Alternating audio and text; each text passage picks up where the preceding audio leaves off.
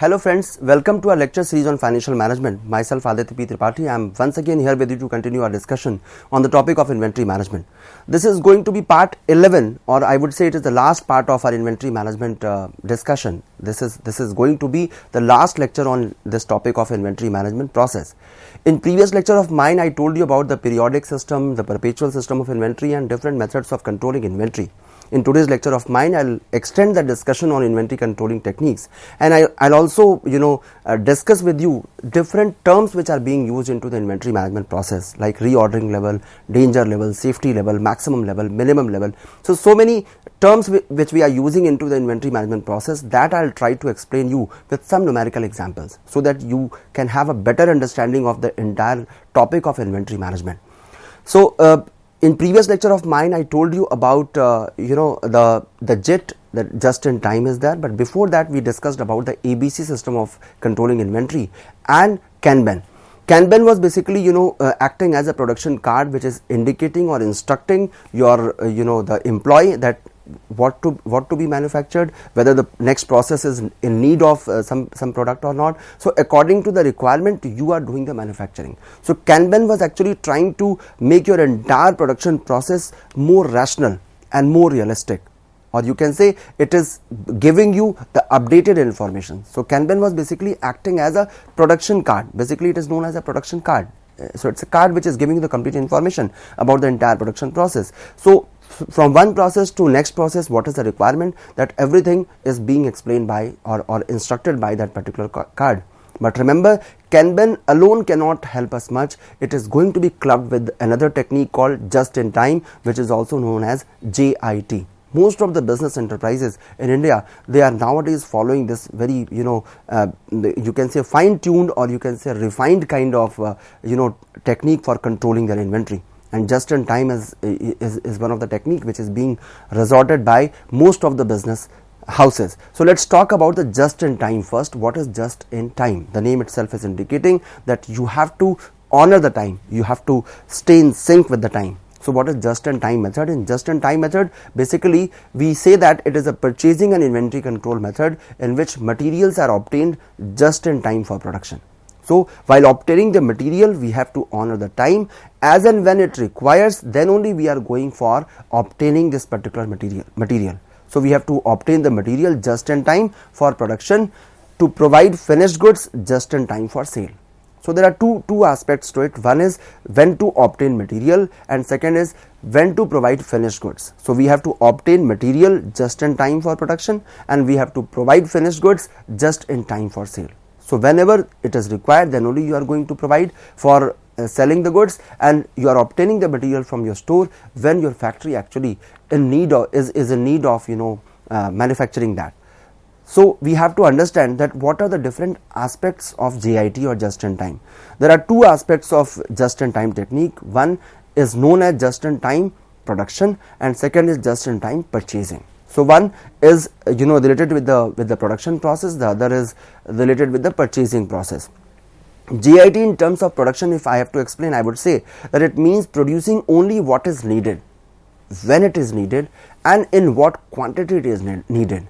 So we have to honor, we have to understand that when I am following the JIT in terms of production, I have to keep in my mind three important aspects: that what is needed, when it is needed, and in what quantity it is needed. So I am not only supposed to take care of the product which is desired, but also the time and the quantity. So JIT is actually asking us or suggesting us to be very precise, to be very particular, to be very meticulous about what is needed, when it is needed, and in what quantity it is needed. Suppose if you are providing on time but quantity is greater or lesser, it has no meaning. You are providing on time, you are giving in right quantity but not the right product, it has no meaning. So these three things are very important when we talk about JIT in terms of production: what you are providing, which material you are providing, second is in what quantity you are providing, and third is at what time you are providing. So just in time is actually suggesting us to be very meticulous when you are supplying material to the production process. So not only time but also the type and quantity. But when we talk about just in time in terms of purchasing, the idea slightly differs, the concept slightly differs. Just in time in terms of purchasing requires better coordination with suppliers so that the materials arrive immediately prior to their use. You have to understand that prior to the usage the material has to arrive. You need not to wait for material to come, since your labor is charging for their entire work, so and they are paid on time basis. So once the labor has arrived at the site, we have to ensure that there is the requisite supply of material with us so that labor can start working into the factory. So we have to understand that JIT in terms of purchasing requires better coordination with the supplier so that the material arrives immediately prior to their use. You need not to wait for the material to arrive. Firms which are using JIT enter into long-term contracts or agreements with the vendors to enable them to plan their annual production. The firm which is following JIT, they already have a long-term agreement or contract with their suppliers, and suppliers are aware. And as I told you previously, that nowadays we are having a data sharing with our suppliers. Supplier is aware with the usage, with every issue of inventory. If I talk about raw material inventory, my supplier is aware that this is a quantity which the firm has, which the store has issued. Now we are left with this much of quantity. So well before the danger level, or you can say reordering level, or you can say minimum level, we are aware. As a supplier we are aware, and we can plan our entire production process so that the supply is on time. Economic order quantity, if we talk about, and the moment we club EOQ with the JIT, or you can say when we compute EOQ, that is economic order quantity under JIT, it is much lower as compared to the EOQ under conventional purchasing. Because under conventional purchasing, we used to take care of so many things. We used to consider the maximum limit, the minimum limit, the safety limit, the danger limit. But here we have to understand that my supplier is aware of my requirement, and EOQ, whatever I am going to calculate into JIT, is bound to be much lower as compared to the conventional purchasing. So unlike conventional purchasing, we are going to have a lesser quantity of economic order when we follow JIT. Now what is the aim or objective of JIT? What exactly it helps us to achieve? What it aims to achieve? JIT is actually helping us to ensure the zero inventory. It says that if you are following it properly, you need not to maintain any stock. But also that we can say that we have to ensure the minimum level of inventory into our business. But still, if you follow JIT properly, then obviously you can have zero inventory. You'll have zero breakdown. There is no breakdown, there is no shortage, there is no stock out into your business if you are following JIT. 100% on time delivery service. There is no lapse into the delivery time. So your lead time, whatever you have calculated, that is going to be implemented in terms of timely delivery to the tune of 100%. You'll have zero defects, because if you are following just in time, there is no defect in terms of quantity, in terms of item, in terms of their timing. Everything is matched. Elimination of non-value added services. You are going to eliminate non-value added activities or services if you follow the JIT, because JIT is actually talking about eliminating all those processes which are unnecessary, or you can say it is talking about pruning all those activities which are redundant. If your process of placing an order is taking too much of time, then you need to re-engineer your entire process. That is what JIT aims to achieve. JIT says that you need to eliminate non-value added activities. If some activity is not adding any value, what is the point of keeping it into your system? Eliminate it. And not only that, it is going to ensure zero defects into your entire production process, so there will not be any defect into this particular process. So this is what the JIT actually helps us. So in this way, we have discussed the ABC, that is Pareto analysis or ABC system, Pareto system. We also talked about the Kanban, and then we discussed about the third method, which is known as just in time. In most of the business houses, just in time, ABC and Kanban all are applied, because their objective is to ensure the efficient and effective inventory management system. So with this particular understanding of three popular techniques of controlling inventory, I am concluding this particular topic of controlling inventory. The reason is other methods like control ratios that we have already discussed, that we have current ratio, we have quick ratios for ensuring that the way we have to manage with the inventory. So we can have control ratios, we can have other methods, but they doesn't require any technical discussion into that. So that is why we have confined our discussion to three important methods called ABC system, JIT and Kanban. Now it's time for us to understand that what are the different issues into the inventory management process, what are the problems which we encounter while executing the procurement process of our inventory. So what are the issues in procurement, that I'll be discussing, and eventually we'll talk about the different terms which are being used into the inventory management process, and with the help of practical questions we'll try to understand and examine that the way we have to deal with the maximum level, minimum level, reorder level, economic order quantity. With the help of some examples I'll try to explain it to you. So let's start with the issues in procurement, that when we go for procuring or purchasing our inventory, what are the issues that we are going to face. That will actually be my point of discussion this point onwards. So let's start with the issues in procurement. It is basically accepted that generally most of the business houses, they accept that the quantities must be purchased in economic size.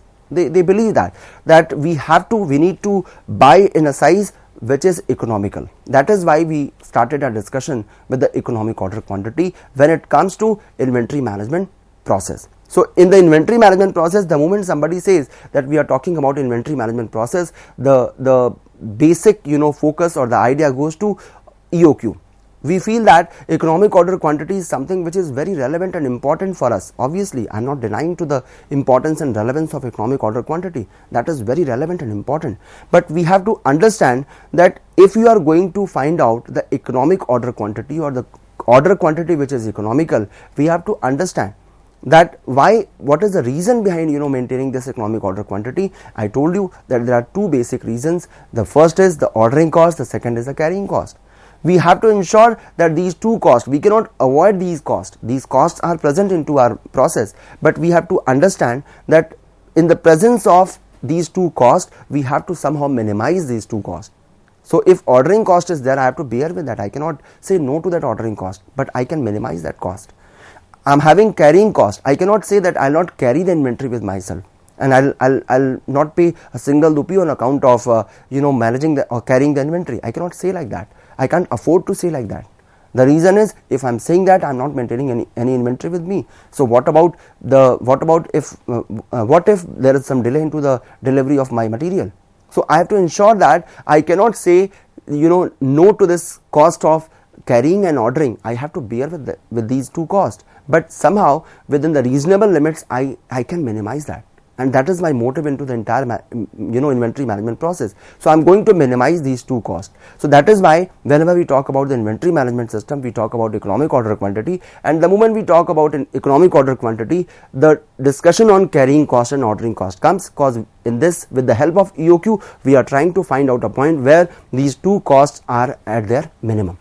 So let's talk about the issues in procurement. If purchases are made in large quantities, carrying cost of such inventory will increase owing to overstocking. And if you are going to purchase in small quantities, on the contrary, what will happen? It may lead to increase in ordering cost.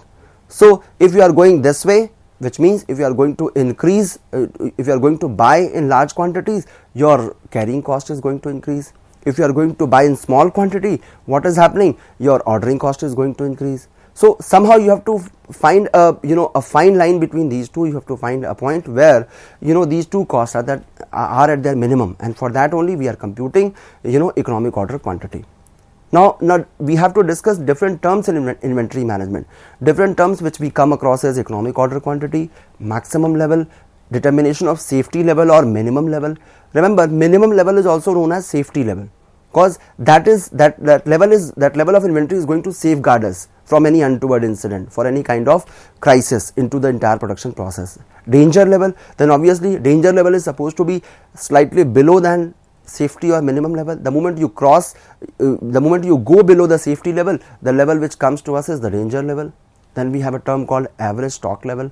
So you are actually bombarded with all these terms and you get confused that what is the usage of it, why exactly we are calculating maximum level, minimum level. My dear students, these terms are actually interrelated, and in the formula of one method we are using the second term as an ingredient, or you can say as an input. So let's try to understand the way we are actually calculating maximum, minimum, reordering, average stock level and economic order quantity with the help of an example. What is maximum level? This is something which we have not explained up till now. So let's understand it quickly, what exactly the maximum level is. Remember, The maximum level of inventory is going to ensure that stocks will not exceed this limit, although there may be low demand for material or quick delivery from supplies. So there can be two situations: either there is low demand in the market for material or into a production process, or there can be quick delivery from supplies. But remember, maximum level is going to ensure that stocks will not exceed this limit. This is the maximum level of stock which we are supposed to maintain.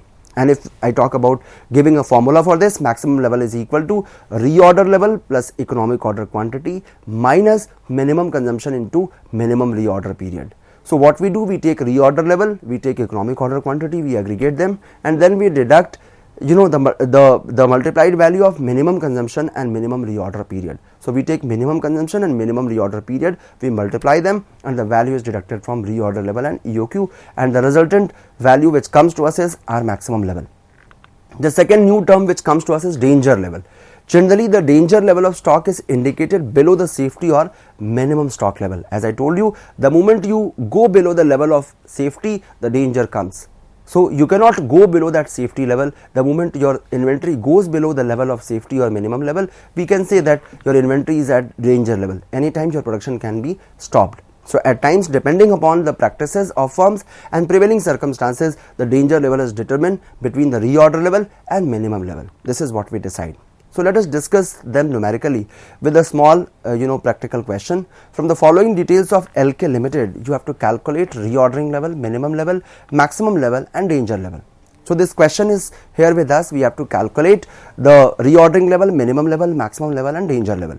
The question says, cost of placing a purchase order is rupees 20, number of units to be purchased during the year 5,000. Purchase price per unit inclusive of transportation cost is rupees 50, and the annual storage cost per unit is rupees 5.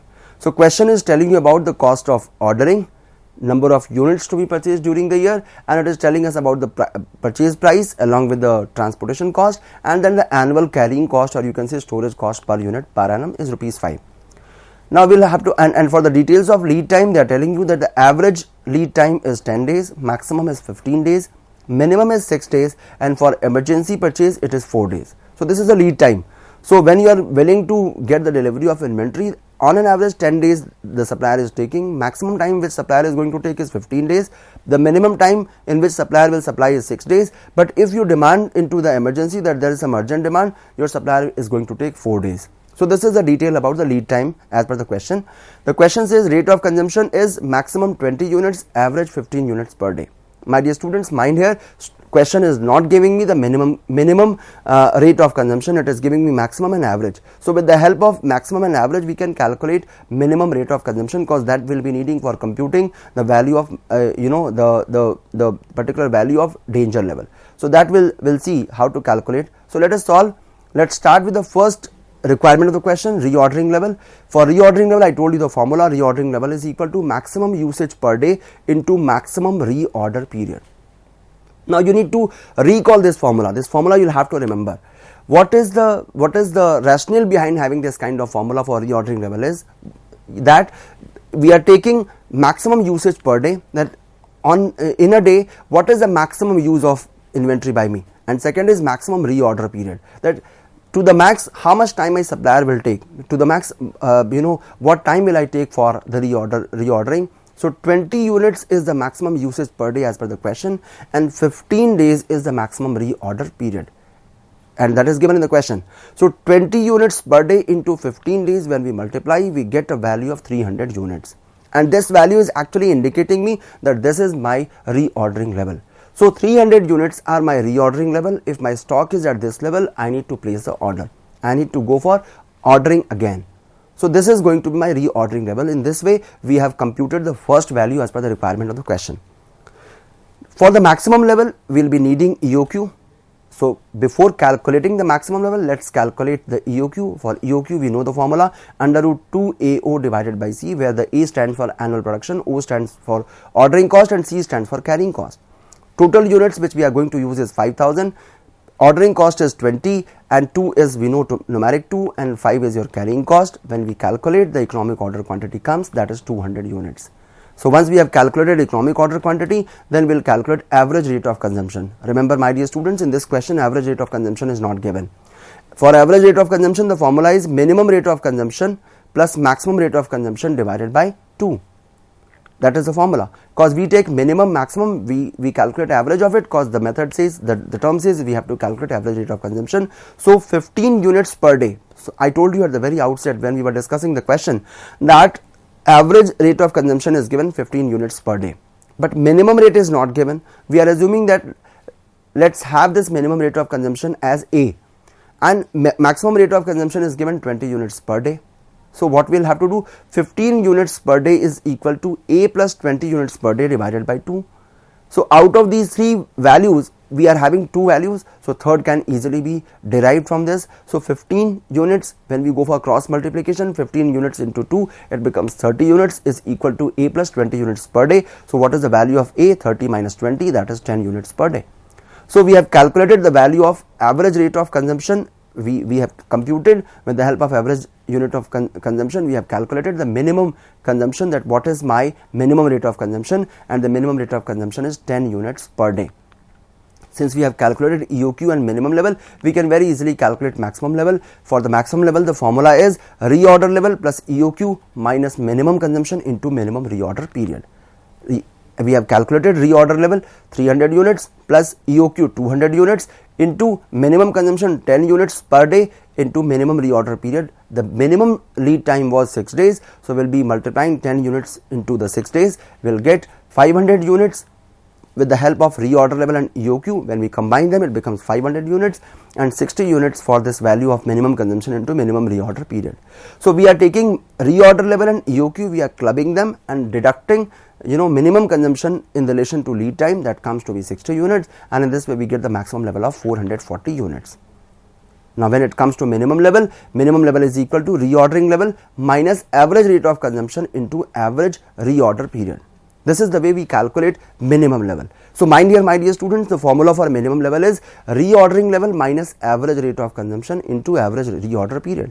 Average reordering level we have computed 300 units minus what is the average rate of consumption given in the question, 15 units per day, and what is the average reorder period, 10 days. So 15 units into 10, 150 units, and when we deduct it from reordering level, we come to know about the minimum level. So minimum level here becomes 150 units, 150 units. So in this way you can calculate the minimum level of inventory with the help of information given. Next is danger level. What is danger level? I told you, below the minimum level, this is supposed to be to have the value below the level of safety or minimum level. Danger level is equal to average consumption into lead time for emergency purchases. So we have to understand what is my average consumption. Average consumption given in the question is 15 units per day, and lead time for emergency, question was telling you if you are ordering in emergency, the supplier is going to take 4 days, so you will be actually having a danger level at 60 units. So my dear students, try to understand it practically, that this 60 unit is always supposed to be less than that of your minimum level. So if you are calculating the danger level and the answer of your danger level is above the minimum level, then obviously you are committing some mistake.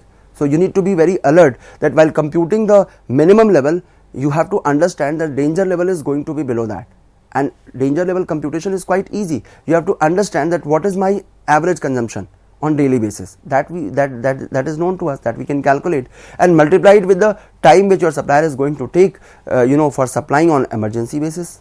Under emergency, how much time my supplier is taking? It is 4 days, so we are multiplying. So 60 units in any case you are supposed to maintain if you are willing to ensure that your inventory management system remains efficient and effective. Now after understanding the maximum level, minimum level, reordering level, danger level and safety level, I hope you must have understood the basics of these terms which are used into this particular calculation process. Now in order to increase our understanding, let's have another question on the same topic. If the minimum, it's a very small question in a different way, if the minimum stock level and average stock level of raw material A are 4,000 and 9,000 units respectively, find out its reorder quantity. The question is very small. Question is telling you that minimum stock level and average stock level is of raw material A is 4,000, 9,000 units, 4,000 and 9,000 units. You have to find out reorder quantity. Very simple. We can calculate minimum stock level of A is 4,000 units, average stock of material A is 9,000 units. We can calculate average stock level by minimum stock level plus 1/2 of reorder quantity. 9,000 units average stock level is basically known to us. So 9,000 units is equal to 4,000 units plus 1/2 of reorder quantity. 1/2 of reorder quantity can be calculated with this functional formula by putting the value 9,000 units minus 4,000 units, and we get reorder quantity of 5,000 into 2, that is 10,000 units. Cos 9 minus 4 is equal to 5,000 is reorder quantity, and basically when we have to calculate reorder quantity, if I am putting the value in the formula, the quantity comes to be 10,000 units. So with the help of, by this question I try to explain you, with the help of minimum and average stock level of inventory, you can very easily calculate the reorder quantity as well. Now let's have another problem. There is a company called Chitra Limited. Chitra Limited produces a product which has a monthly demand of 4,000 units, and this company is asking you that, telling you that product requires a component X which is purchased at rupees 20. For every finished product, 1 unit of component is required. The ordering cost is rupees 120 per order and holding cost is 10% per annum, and Chitra Limited is asking you to calculate economic order quantity. And further, if the minimum lot size to be supplied is 4,000 units, what is the extra cost the company has to incur, which means again you are deviating from economic order quantity. If you are going to compromise with that, what will be your extra cost, and what is the minimum carrying cost of which the company is supposed to incur. So let's try to help Chitra Limited for computing this economic order quantity. Let's solve it. The formula is known to us, under root 2 AO divided by C. Annual requirement is 48,000 units, ordering cost is 120, and carrying cost is 10% of 20 rupees, that is your selling price. If you calculate, economic order quantity comes, that is 2,400 units. So ideally you are supposed to place an order in a batch of, in a quantity of 2,400 units. Now let's try to calculate the extra cost incurred by Chitra Limited. The total cost, when the order size is 4,000 units, total cost will be computing by adding ordering cost and carrying cost. Ordering cost we can calculate. Total requirement is 48,000 divided by 4,000 units, 12 orders you have to place. Ordering cost comes to be 1,440. So in this situation we have to again calculate the carrying cost. You will be carrying 4,000 units, average becomes 2,000, carrying cost is 2 rupees per unit per annum, the cost becomes 4,000, and here the cost is 5,440 if you club ordering cost and carrying cost. Extra cost incurred by the company, for that we have to calculate what will be my cost if I go for making use of economic order quantity. My ordering cost becomes 2,400 and my carrying cost becomes again 2,400. So total cost is 4,800. Extra cost is going to be the differential value, and I'm going to incur 640 rupees as extra cost. So in this way, my dear students, we are coming to the end of this topic of inventory management techniques. We have studied what? We have studied inventory management system, we have studied economic order quantity, we have studied different terms in inventory management process, we have studied Kanban, ABC system, how to go for applying Ind AS, their guidelines into the inventory management system. I hope you must have understood the basics and the details of this particular topic of inventory management. I hope you must have enjoyed today's lecture of mine. Thank you so much.